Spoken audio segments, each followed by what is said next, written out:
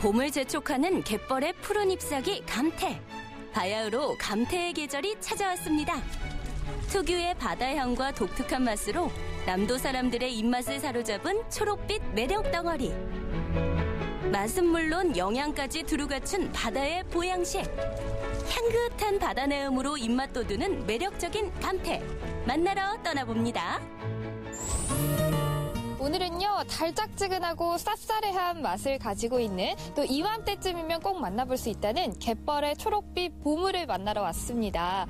이게 또 오염된 곳에서는 찾아볼 수가 없고요. 양식도 되지 않아서 아주 특별하고 귀한 해조류라고 하는데요. 오늘 특별한 해조류를 만나러 장흥 회진으로 가보실까요? 갯벌 위에 초록빛 보물을 만나러 떠난 장흥의 덕흥마을. 주위에 바다가 많고 오염원이 없어 청정 갯벌에서만 자라는 감태를 많이 볼 수 있다는데요. 1년 사시사철 마르지 않는 갯벌을 품은 장흥 회진면 덕흥마을로 맛있는 감태 즐기러 떠나봅시다. 안녕하세요. 네. 아니, 근데 이장님이라고 하셨는데 굉장히 젊으시네요. 감사합니다. 네. 제가 이 초록색 보물, 갯벌의 보물을 찾으러 왔는데, 감태 오늘 제대로 온 거 맞나요? 여기? 네, 제대로 잘 오셨습니다. 네. 저희 마을이 감태로 해서 겨울철에는 감태 가지고 먹고 살고 생계를 유지하고 있기 때문에 참 잘 오셨습니다. 네. 이 감태라고 하면은 덕흥마을에서 또 많이 볼 수 있는 그런 건가요? 예, 맞습니다. 현재 저희 마을은 감태 역사가 한 40여 년 정도 되고요. 지금 계속 어르신 때부터 저희들까지 젊은 층까지 계속 이렇게 유지해 가고 있습니다. 네. 40여 년의 깊은 감태 역사가 녹아있는 장흥의 덕흥마을. 그 명성만큼 감태의 수확량도 많은데요. 하나하나 직접 손으로 손질해줘야 하는 귀한 해조류입니다. 이렇게 손질한 감태를 밖으로 가지고 가서 밧줄에 널고 계시는데 무슨 작업인 거죠?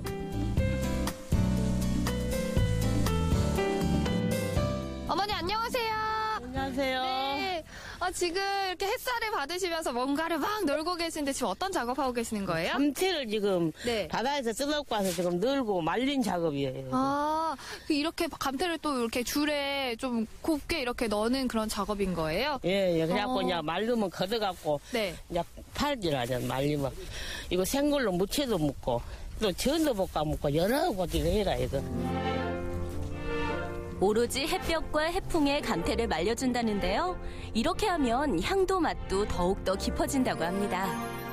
예전부터 이 마을에 그런 감태를 작업을 했었던 건데 얼마나 됐을까요? 예, 오래전부터. 지금 한 60년대부터 하니까 네. 40년이 넘었죠. 예, 그때는 바다에 뭐 다닐 때 차도 없고 그러니까 어머니 다라이다 이고 와서 집에 와서 다시 빨아서 산중에 가서 팔기도 하고 이렇게 말려서 팔기도 하고 그랬죠. 예, 그 세월이 지금까지 이어져 왔습니다. 우리 마을이. 이렇게 잘 말린 초록빛깔 감태들을 보니 어르신들의 정성이 하나하나 묻어있는 것 같습니다.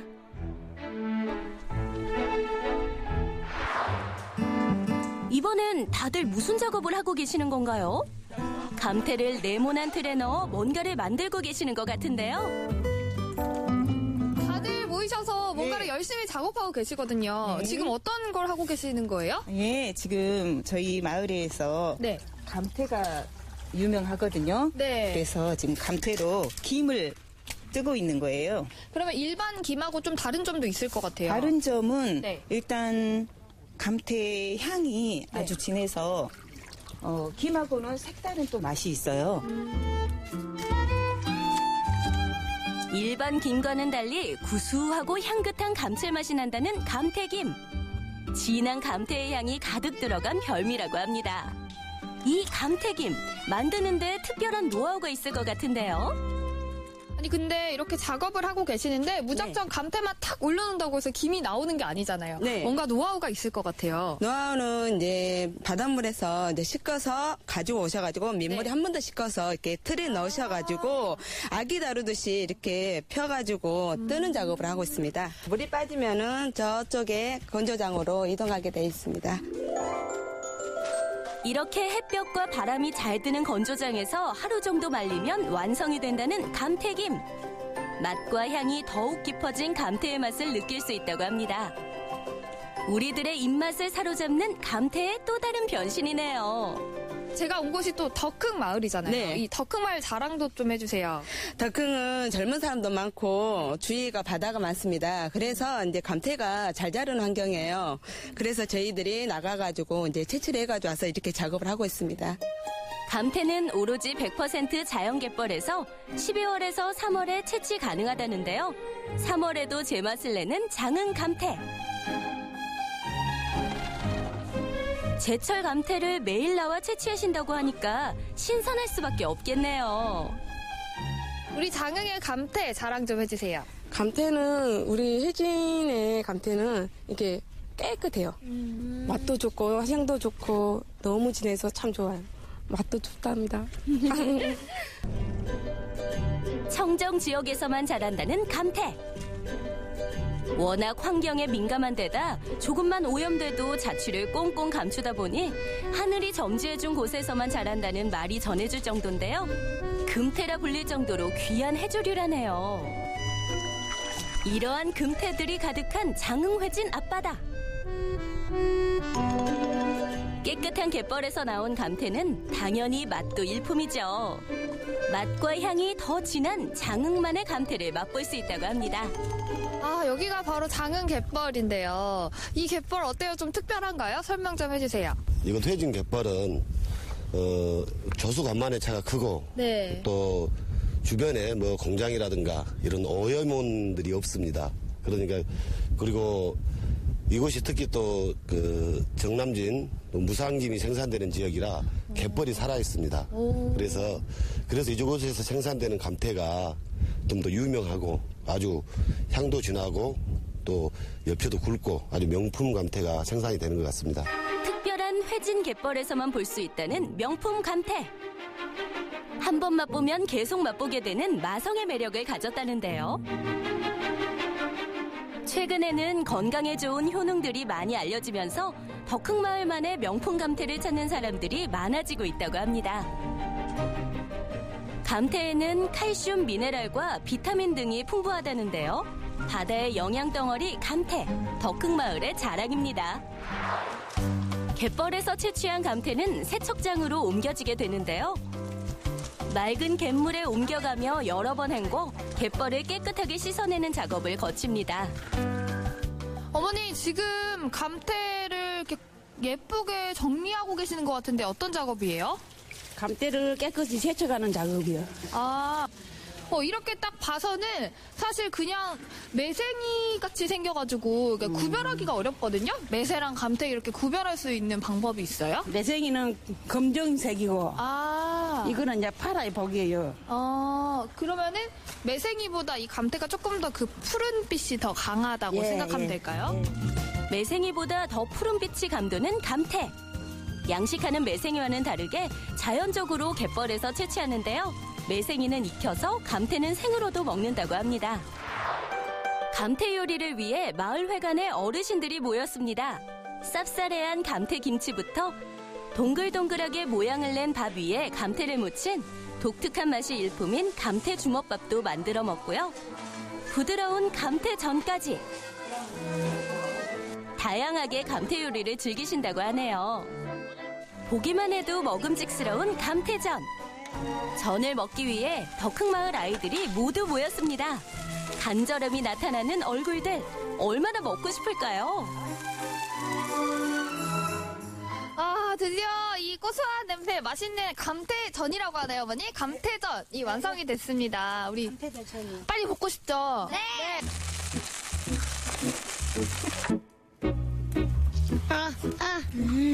되겠다. 이모도 하나만 먹여주면 안 될까요?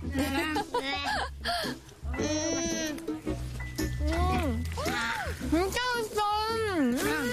이 얼마나 맛있는지 표현 한번 해주세요. 징하게 맛있어 보여요. 다시. 징하게 맛있어 보여요. 징하게 맛있대. 알죠? 근데 우리 옆에 동생은 또 노래 잘한다고 하던데요? 얼마나 맛있는지 한번 노래로 해주세요. 아야, 뛰지 마라. 배 꺼질라. 가슴 시린 보리고개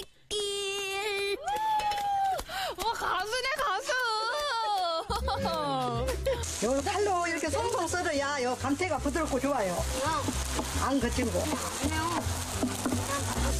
요 무도 좀 넣고요. 요 고추, 땡초 고추. 그리고 파. 이렇게 재료를 한껏 넣어 버무려주면 감태김치 완성.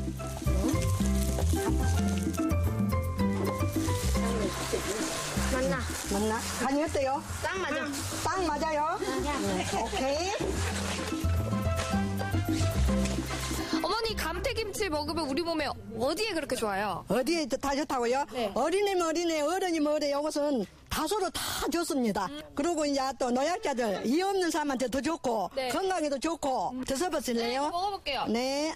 하세요. 맛있게 드세요.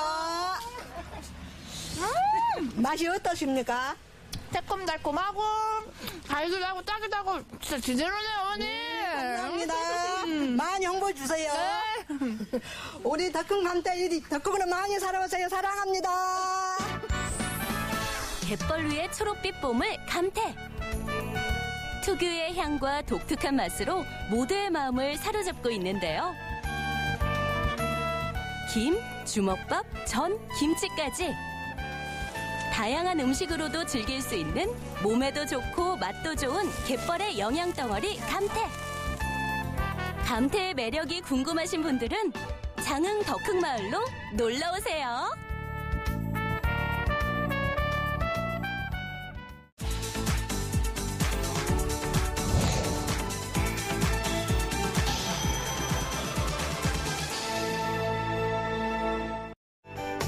도자기 하나에 영혼을 불어넣는 장인이 있습니다. 오늘의 주인공 미산 김선식 장인. 팔들을 이어온 그의 손길이 무형 문화재로 지정되었다고 하니 1300도씨 뜨거운 가마 속 불타오르는 그의 작품 세계 함께 감상하러 가보실까요?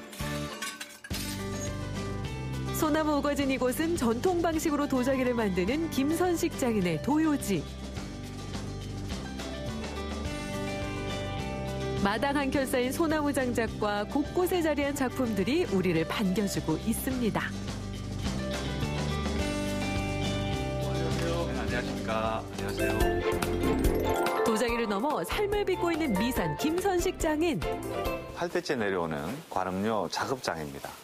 도자기를 이제 만들어서 성형하고 또 그 장작 가마를 운영할 수 있는 그런 데죠. 저희는 8대째 내려오면서 여기서 계속 장작 가마만을 고집하고 있는 그런 집안입니다. 여기는 이제 가마 굽는 장작 가마 시설입니다. 녹음이 우거진 계절은 아니건만 그의 도요지 주위엔 항상 소나무가 가득합니다. 소나무 장작을 태우는 가마부터 물레, 도자기 위 섬세한 터치까지 8대째 이어오는 전통 그대로 도자기를 빚어오고 있다는데요. 요즘은 좋은 기계도 많을 텐데 굳이 발 물레를 고집하는 이유가 따로 있나요? 요즘에 좀 보기 힘든 모습인데 전통적인 그 느낌을 가져가려면 아주 필요한 과정입니다. 그래서 전기 물레를 이용하면 보시면 알지만 자연스러운 물레 자국이 나지가 않아요. 전기 물레는. 그래서 저희는 대대로 모든 거의 전 과정을 이 발물레로 이용을 많이 하죠. 그래서 옛날적인 맛을 내기 때문에 전기 물레보다는 저희는 이게 편해요. 전통적인 선을 살리기 위해서. 또 특별한 걸 쓰시나요? 아유, 그럼요. 저희 관음료에서 내려오는 그 여러 가지 비법들은 여러 가지가 있어요. 그래서 이 흙은 저희가 직접 그 경남 산천과 합천 그리고 문경에서 나는 흙을 적당히 배합해서 그렇게 작업을 하죠. 운 좋게도 오늘은 가마가 열리는 날이었는데요. 뜨거운 열을 견뎌내고 수백 점의 작품이 쏟아지는 중 이름도 생소한 망댕이 가마라고요? 망댕이 가마라는 것은 항상 그 흙덩이를 가지고 만드는 가마를 망댕이라 그래요. 성인의 장단지 정도의 크기 흙덩이를 한 6,000개 정도 만들어서 바짝 건조시킨 후에 벽돌을 놓고 그 위에다 돔 형태로 이렇게 그 망댕이를 제비집 짓는 원리로 망댕이를 만듭니다. 그래서 그 기둥이 필요 없고 또 열과 열을 먹을수록 그 수축과 팽창을 자유자재로 할 수 있는 그런 기능을 가지고 있어요. 바로 이게 이제 망댕이라고 표현하는 건데 망댕이라 그래서 이걸 그 6,000개 정도를 만들어서 가마를 이렇게 넣어서 만드는 게 망댕인데 독특한 우리 집안만의 어떤 그 고유의 그 전통 방법이죠. 망댕이 가마. 그래서 흑덩이, 망댕이 그렇게 표현하시는 게 맞죠. 맨눈으로 작품을 확인해 보는데 어때요? 잘 됐나요? 3일 전에 불을 뗐죠. 이 가마에서 불을 떼서 이제 그 가마가 제대로 이제 익었나 안 익었는지 작품이. 오늘 이제 작품을 꺼내는 날인데 굉장히 설레는 날이죠. 아니 지금 이 상황은 뭐죠? 방금까지만 해도 설렌다던 분은 온데간데 약간의 실수도 용납하지 않는 모습을 보여주고 있는 장인. 아까운 마음이야 들겠지만 최고의 작품만이 살아남는 법. 그렇죠. 자마를 끄집어내서 잘 나온 작품은 저희가 사용을 하고 못 나온 작품은 아까처럼 깨는 이제 그런 작업들이죠. 휘릭휘릭 마치 한 마리 나비가 날듯 우아하고 섬세한 터치. 손길 몇 번 지나갔을 뿐인데 좀 전과는 사뭇 다른 분위기의 작품이 만들어지고 있죠. 작품 하나하나 직접 그리기 때문에 세상에서 하나뿐인 도자기가 완성된다는 말씀. 그 도자기와 붓에 접촉이 없어야 돼요. 그래야지 이 습기를 바로바로 빨아버리기 때문에 도자기 표면이. 그래서 그 잘 그리려고 있으면 안 돼요. 그래서 항상 아버지도 그러셨고 할아버지도 그러셨고 대인과 동시에 붓은 빨리 떼라 늘 그렇게 말씀하셨죠. 그래서 저도 이제 그림 그릴 때만큼은 아버지의 말을 많이 떠올려요. 그래서 이렇게. 그래서 하루에 많이 그릴 때는 400~500점은 그냥 단순간에 그릴 수 있는 그런 머릿속에 설계도가 다 들어있어야 돼요. 오늘은 어떤 문양, 내일은 어떤 문양. 또 이번에는 좀 이렇게 좀 느낌이 다르게 가자. 이런 그림들 자체가 전부 살아있는 문양들이죠. 보통 사람들에게는 그냥 모래일 뿐이었겠지만 장인의 손에서 흙은 하나의 작품으로 완성됩니다. 자, 이번에는 도자기에 유약을 발라줄 차례. 그냥 텀벙텀벙 담그면 안 되나 싶지만 이 유약을 바르는 과정이 굉장히 중요하다고 하네요. 게다가 장인의 유약인데 보통 유약이겠어요? 연구에 연구를 거듭해 완성한 특허받은 유약까지. 특히 장인의 도자기는 한 번 보면 잊을 수 없는 강렬한 질감과 색채를 자랑한다고 합니다. 일반 유약은 단색으로 나올 확률이 가장 높아요. 여기서 만든 감나무재와 경명진사와 문경장석을 이용한 유약은 7가지 이상의 변화가 옵니다. 그리고 무엇보다 중요한 거는 유약의 잔금, 균열이라고 빅열이라고 표현하죠. 그 빅열이 생기죠. 그게 자연스러운 느낌입니다. 그래서 소리를 들어보면 째깍째깍 하는 소리가 지금도 나고 있죠.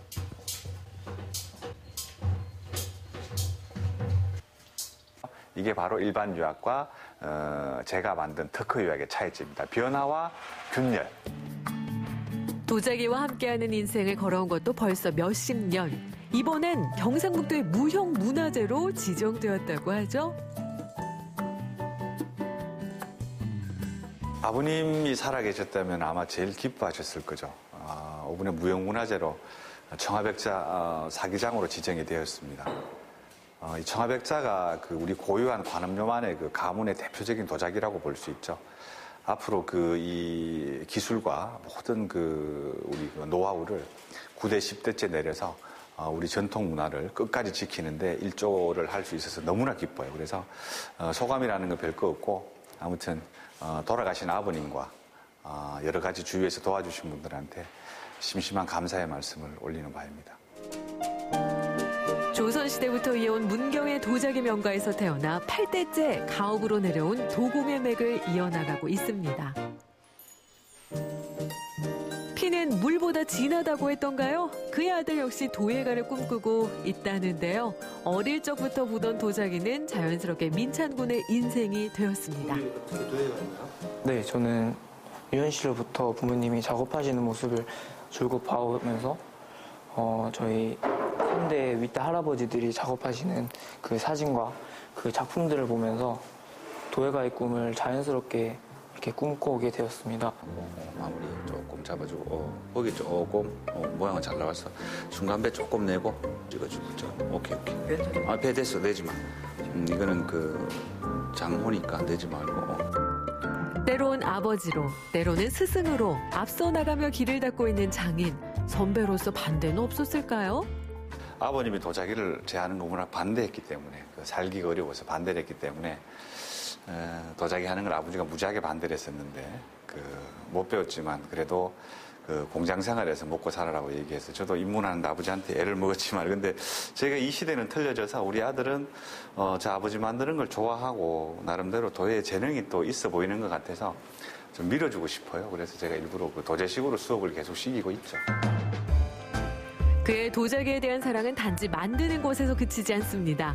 이곳은 약 2,500점의 다원이 한자리에 모인 박물관.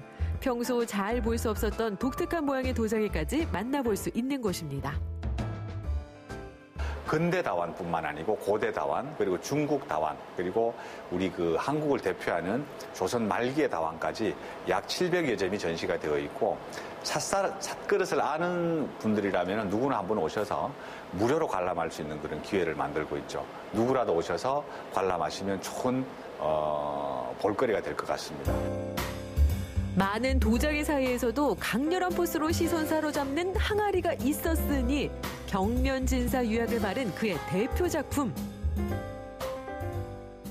이 작품의 형태는 고유의 다랑아리 형태입니다. 상부와 하부를 따로 만들어서 건조식에서 두 개를 붙여서 만든 그런 전형적인 다랑아리 형태에다가 우리 관음료의 대표적인 특허 유약인 경명진사 유약이라죠. 아까 제가 설명을 잠깐 드렸지만 감나무재를 주원료로 하는 경명진사유를 항아리에 더 씌워서 환원 소성하게 되면 장작감을 소성하게 되면 입자가 아주 빅렬이 선명하게 살아있는 짹짹짹 처음에 가마에서 끄집어내면 소리가 많이 나다가 1년에 한 번, 10년에 한 번, 1000년에 한 번 소리가 차츰 줄어드는 그런 역할들이 있죠. 그래서 아주 입자를 상세하게 볼 수 있는 그런 간음료의 대표적인 작품이라고 볼 수 있습니다.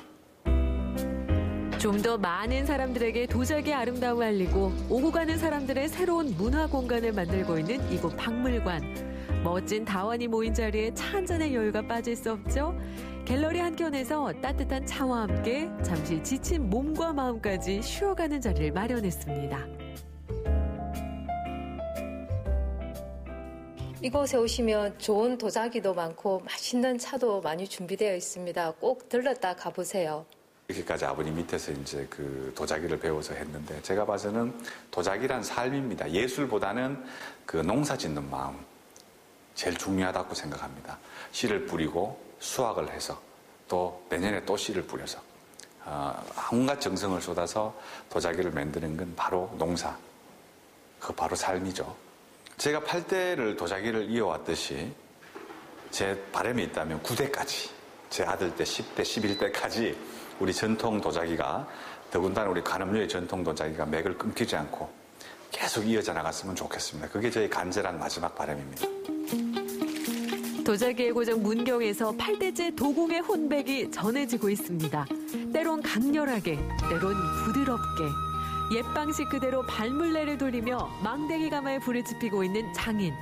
하루하루 삶을 빚어내는 장인의 가마는 오늘도 뜨겁습니다.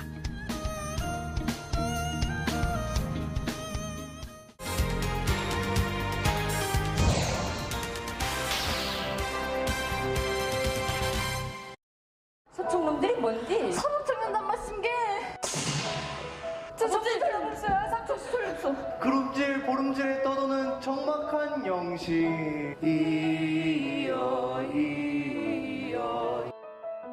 부르기만 해도 아픈 역사 제주 4.3. 4.3을 제대로 기억하고 알리기 위해 젊은 친구들이 직접 나섰습니다. 4.3을 노래하는 청춘들을 만나봅니다.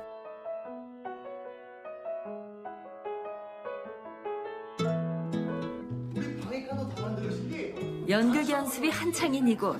두세 견말이신디 날도 날이다 그거 잡아먹게. 척 봐도 어려 보이는데 제주어 쓰는 솜씨가 보통이 아닌데요. 그런데 노래하는 친구들이라고 하지 않았나요? 저는 4.3 관련된 노래하는 친구들이 있다고 해가지고 왔는데 여기 맞아요? 아닌 것 같은데? 네, 저희는 4.3을 노래하는 청춘 모닥치기 맞습니다. 네, 저희는 10대, 20대들로 구성이 되어 있고요. 이번에 4.3의 한 종류인 헌묘에 관해서 노래를 하고 있습니다. 시체 대신 옷가지 등 소지품을 관에 넣어 매장한 묘 헌묘. 아직 진행형인 4.3의 아픔을 대변해주고 있는데요. 이들은 헌묘가 있는 동광마을을 찾는 등 진정성 있게 다가가기 위한 노력을 펼쳤습니다. 일단은 뭐 4.3이라고 하면 뭐 광화문 사건 이런 거, 뭐 북촌리 이런 거 많이들 알고 계시는데 헌묘는 잘 모르시더라고요. 동광마을에서 일어난 그런 비극을 잘 모르셔서 그런 헌묘를 선택해서 비극도 알리고 그리고 거기에서 맞서 싸운 사람들도 있다는 걸 알려주고 싶어서 헌묘를 선택하게 됐습니다. 뮤지컬 헌묘는 놀이패 한라산의 마당극 4월굿 헌묘를 청년들의 감성으로 재구성해 노래와 함께 한층 젊은 감각으로 다가가고 있는데요.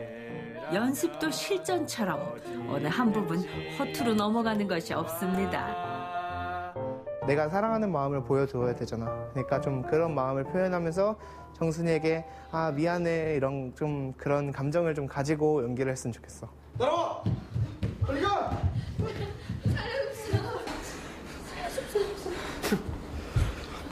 인연 좀 버리기 아깝고.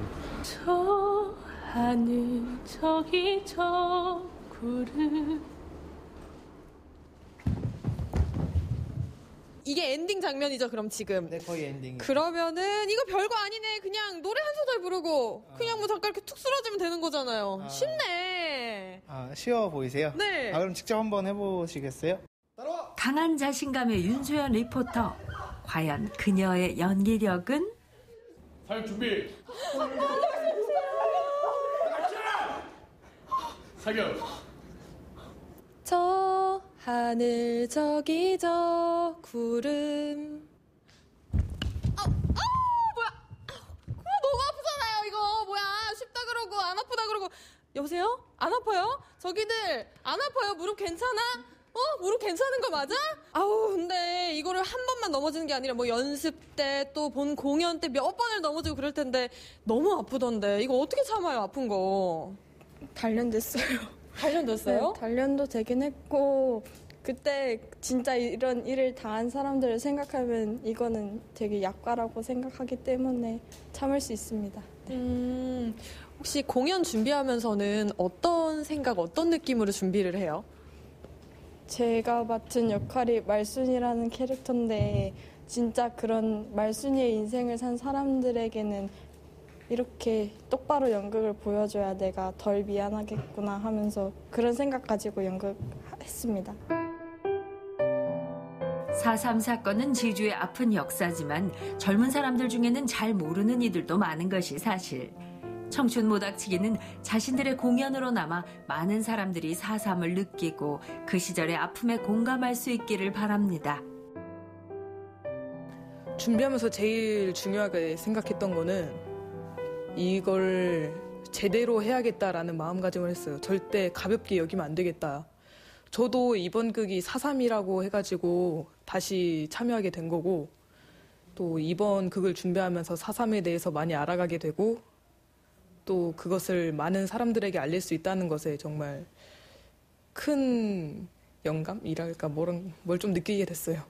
연습 시간이 다 같이 맞아야 되는데 그게 멀리 사는 친구들도 있고 계획이 아직 그 전에 다 잡아놔가지고 시간이 안 맞는 친구들이 많아서 연습에 같이 다 같이 이렇게 있었던 것도 많이 없어서 청춘 모닥치기의 뮤지컬 헌묘 공연날. 공연을 앞두고 모두들 최종 점검에 나섰는데요. 대사도 맞춰보고 몸도 풀어보고. 긴장되는 시간이네요. 많이 걱정이 되긴 하는데 그래도 저희 배우들은 원래 잘하는 친구들이어서 크게 걱정은 하지 않습니다. 그냥 조금 마음만 조금 졸입니다. 네. 거의 매일 만나서 이제 합을 같이 맞췄기 때문에 당연히 이제 많은 사람 앞에서 공연을 한다는 게 당연히 긴장은 되는데 사실 기분 좋은 긴장이지 않을까 싶습니다. 드디어 공연의 막이 올랐습니다. 원작과는 다른 느낌으로 젊은 감각을 녹여내기 위한 시도를 펼쳤는데요. 노래도 사람들에게 익숙한 노래로 사랑이야 이 손 놓지 말아요 사랑해요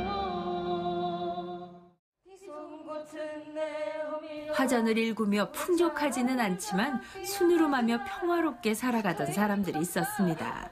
우리 정순이만 가슴도 아프고 속도 메스껍고 서청놈들이 여기서 사케한단 말씀. 뭔 소리 했나? 서청놈들이 뭔디? 서북청년단 말씀 게. 다 죽인다면요? 쥐들이 여기 사케했어. 에이 맞수다. 너 뭐래 냈나? 말이 되는 소리 하다 준 거야?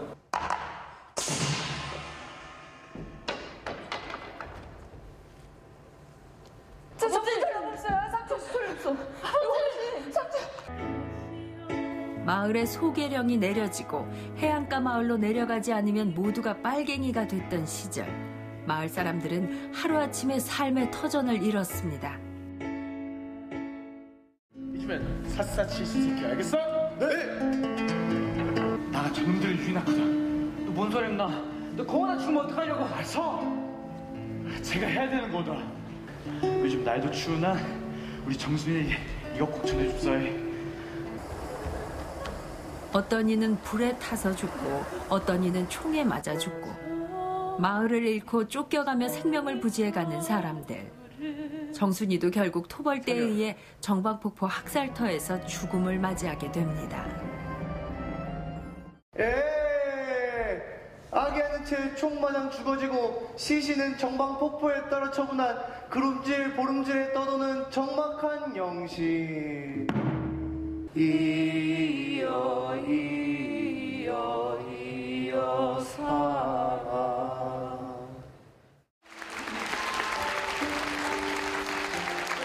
너무 진짜 감동적이었고 배우분들이 정말 연기 너무 열심히 해주셔서 그 열정이 다 느껴지는 공연이었어서 좀 마음에 자극이 남는 공연인 것 같습니다. 4.3에 관심도 없었고 뭔지 몰랐는데 공연 보면서 이제 몰랐던 거? 동광폭포 그런 거라든지 요 같은 것도 몰랐는데 공연을 보면서 많이 알게 되어갖고 좀 많이 배워가는 것 같아요. 제주를 사랑하는 청년들이 모여 만들어진 예술 창작 집단 청춘 모닥치기.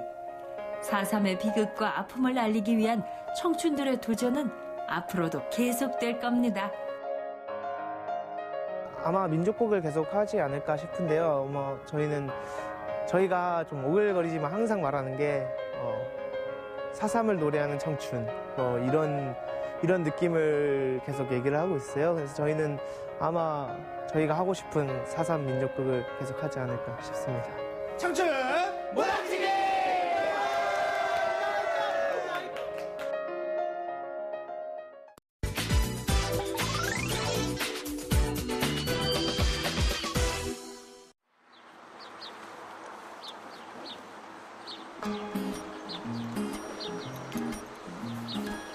경포 호수가 거울처럼 빛나고 대관령 고갯마루가 두 팔을 벌리고 있습니다. 이 아름다운 풍광을 바라보며 어린 율곡이 자라났겠죠. 조선시대 최고의 학자인 율곡 이이와 그의 어머니 신사임당을 배출한 강릉 오죽헌입니다.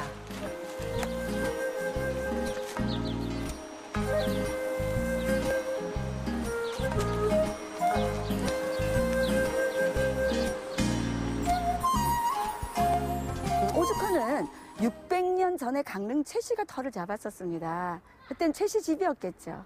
근데 왜 오죽헌이라는 별칭이 붙어졌겠어요? 오죽, 까마귀처럼 검은 대나무가 많은 그런 곳이 있어서 별칭으로 오죽헌이라는 이름을 만들었어요.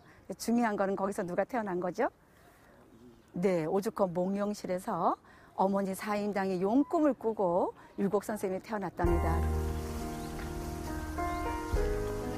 오죽헌 곳곳에는 특별한 나무가 심겨 있습니다. 줄기가 검은 대나무인데요. 까마귀처럼 검은 대나무가 집 주변을 둘러싸고 있어 까마귀 오자의 대나무죽, 오죽헌이라 부르게 됐습니다. 먹물을 담뿍 빨아들인 것처럼 검은 빛깔이 선명한데요. 묵향 가득한 오죽헌의 몽룡실에서 율곡 이이가 태어났습니다.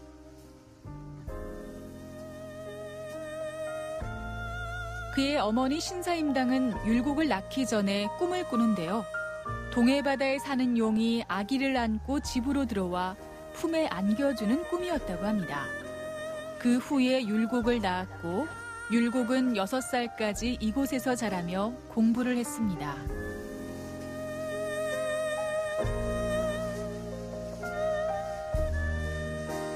최고의 학자 율곡 선생님 태어난 그 건물입니다. 더 중요한 거는 이 건물은 600년 전 그대로 유지하고 있는 건물이에요. 그래서 보물 165호로 지정되어 있는 문화재입니다. 아마 최고의 분이, 최고의 성인이 태어난 곳이니까 잘 보존을 하고 있을 겁니다. 그래서 이 건물은 필수적으로 봐야 되는 고려 말과 조선 초기의 건축 양식을 가지고 있는 오죽헌입니다.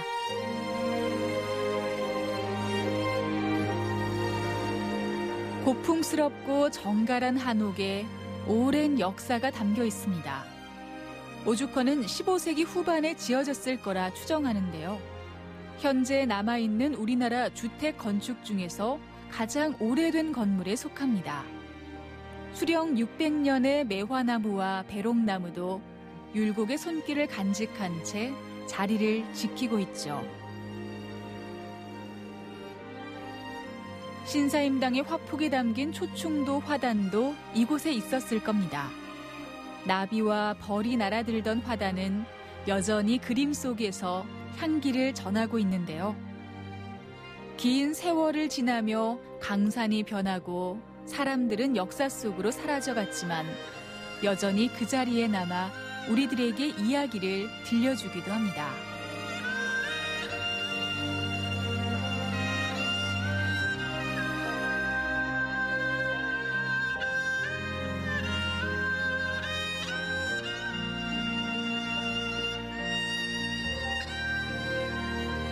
현명한 어머니이자 현모양처의 표상이 된 신사임당. 조선시대 최고의 학자로 불린 율곡이이. 이처럼 오죽헌은 역사의 한 페이지에 새겨지고 지폐에 그려진 이름을 확인하는 공간입니다. 하지만 오죽이 자라난 담장 아래를 거닐다 보면 이곳에서 살았던 이들의 진솔한 숨결을 마주하게 되는데요. 오래전 오죽헌 안뜰을 걸었던 모자의 따뜻한 사랑을 느끼곤 합니다.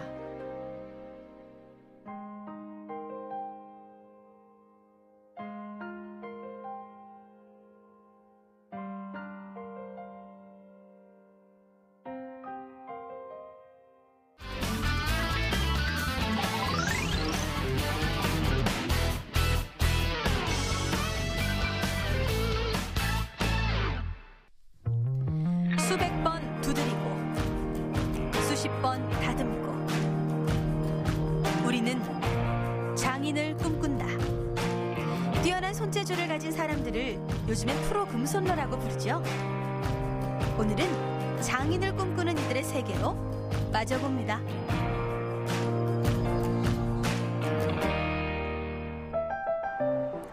밝은 햇살이 따스하게 내리는 아침. 쿵쿵대는 망치질 소리가 이른 아침부터 크게 울려 퍼지는데요. 공구들이 가득한 걸 보니 오늘 첫 번째 주인공은 공예가인 듯한데, 아니 무엇을 그렇게 열심히 치시는 거예요? 그것은 바로 세상에 하나밖에 없는 수제 핸드드립 커피포트. 수제 핸드드립 커피포트는 핸드드립 커피를 추출할 때 쓰는 이제 도구인데, 이게 이제 주전자처럼 생기지만 이건 포트라고 합니다. 이런 걸 이용해서 이제 커피를 추출하는 도구입니다.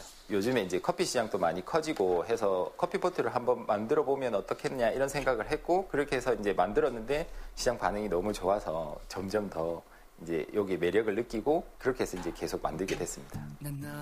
프로 금손러가 만든 커피포트. 심쿵할 정도로 매력적인 디자인은 물론 은은한 색깔이 정말 예쁜데요. 그렇다면 이 커피포트는 어떻게 만들어질까요? 우선 동판을 크기에 맞게 잘라줍니다. 아주 뜨거운 불로 달구고 물로 식혀주는 과정을 반복하죠. 그리고 반나절 동안 계속 두드려주는데요. 여기서 잠깐! 커피포트 재료에 동금속을 쓰는 이유가 있나요? 동은 열 전도율이 아주 높아서 핸드드립 커피를 추출할 때는 정확한 물의 온도와 그러니까 정확한 위치에 이제 물을 주입을 시켜줘야 됩니다. 조금 더 커피 맛을 내기 위해서 동포트를 이제 많이 사용을 하고 있습니다. 심지어 손잡이 부분도 하나하나 깎는 것은 물론 은으로 나만의 개성 있는 무늬도 새깁니다. 세상에 단 하나밖에 없는 나만의 핸드드립 커피포트가 완성됐네요. 마지막으로 커피포트에 물 떨어지는 각도를 체크하는데요. 한치의 오차도 없어야 하기에 매우 신중하고 또 신중하게 체크합니다. 2주 정도 생각하시면 됩니다. 진짜 제 영혼이 들어갔다고 보면 되죠. 왜냐면 하나하나 할 때마다 정말 이제 뭐 허리도 아프고 팔도 아프고 근데 그걸 참으면서 이 제품을 제대로 만들려고 하나가 이제 만들어졌을 때 저도 정말 아깝고 그렇게 진짜 제 자식같이 그렇게 만드는 제품이라고 생각하시면 됩니다. 처음부터 모든 과정이 쉽진 않았는데요. 워낙 특수한 제품인 만큼 한국에서 기술을 배우기 어려워 무작정 일본으로 떠날 정도였습니다. 그 결과 이렇게 멋진 커피포트가 탄생할 수 있게 된 거죠. 심지어 세상에 단 하나밖에 없는 디자인으로 특허까지. 평소엔 이렇게 아내분과 작업을 하기도 하는데요. 무척 뿌듯하시겠어요? 일단 어디서 왔는지 제일 많이 물어보시고 지역을 듣고 울산이다 하면 깜짝 놀라시거든요. 울산에서도 이런 게 있구나. 서울, 경기뿐만이 아니고 대단하다라고 말씀을 해주시죠. 그러면서 오히려 더 자긍심도 더 느끼고 있어요. 어떤 자긍심을 느끼시는데요? 울산에서 유일무이하다 이런 자긍심이 있죠. 울산에서 키운 당당한 자긍심으로 더 멋지게 빛나는 커피포트. 과연 바리스타들이 느끼는 이 커피포트의 매력은 무엇일까요?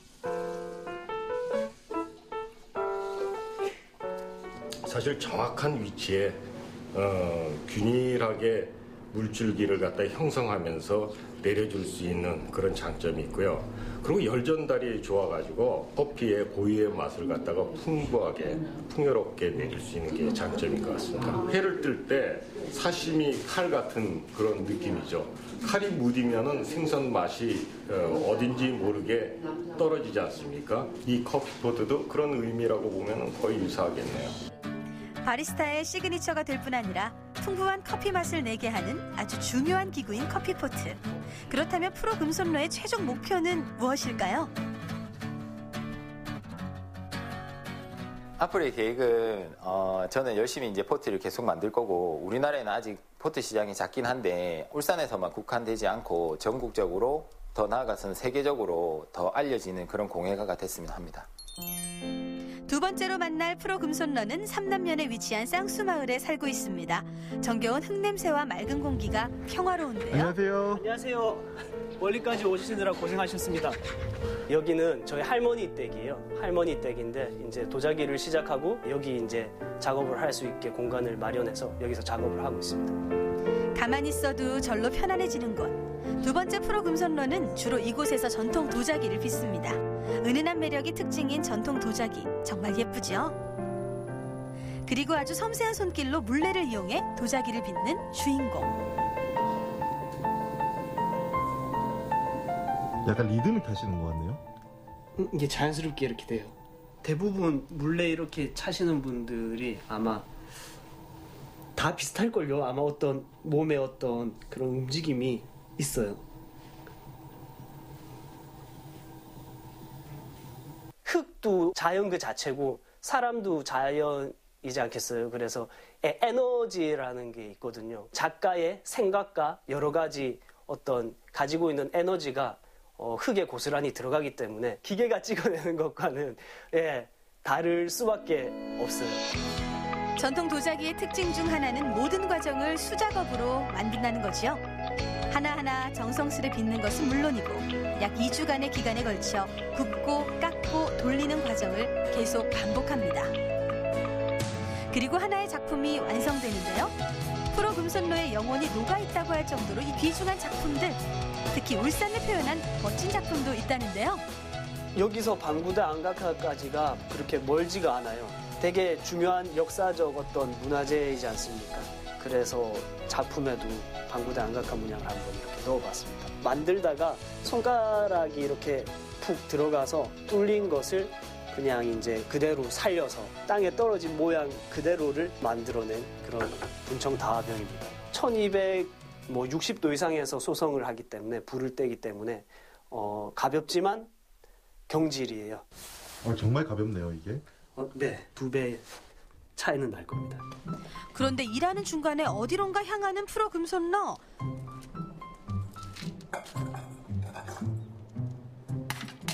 멀쩡한 도자기를 왜 이렇게 깨는 거죠?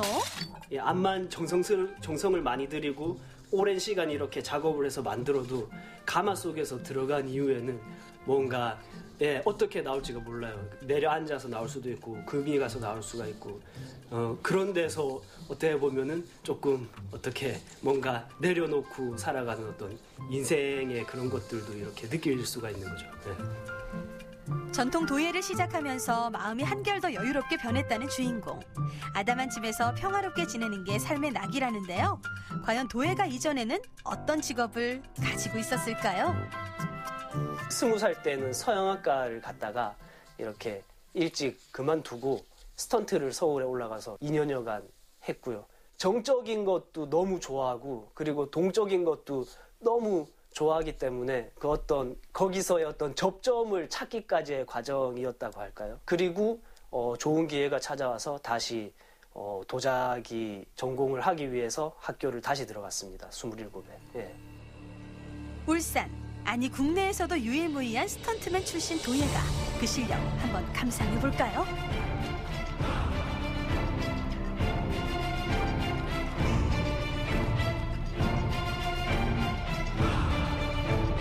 이야, 정말 대단한데요. 되게 과거라고 하셨는데 이 실력이 아직 녹슬지 않으셨네요. 좋아해요. 몸에서 잊어버리지 않게 운동 삼아 이렇게 계속 액션을 혼자서 하고 있죠.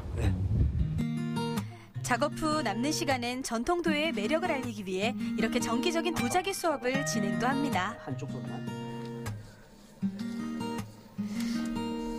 뭔가 저는 화려하거나 이렇게 크고 대단한 거를 생각하지는 않아요. 그냥 제가 만든 어떤 도자기가 자연의 일부로 만들어진 거잖아요. 그것이 동일했으면 좋겠어요. 그냥 편안하고 자연의 것. 금보다 더 귀한 황금손을 가지고 있는 오늘의 주인공들. 더 뛰어난 작품을 만들기 위해 끊임없이 노력하고 성장해가면서 먼 훗날 자신의 분야에서 멋지게 빛나는 훌륭한 장인이 되시길 응원하겠습니다.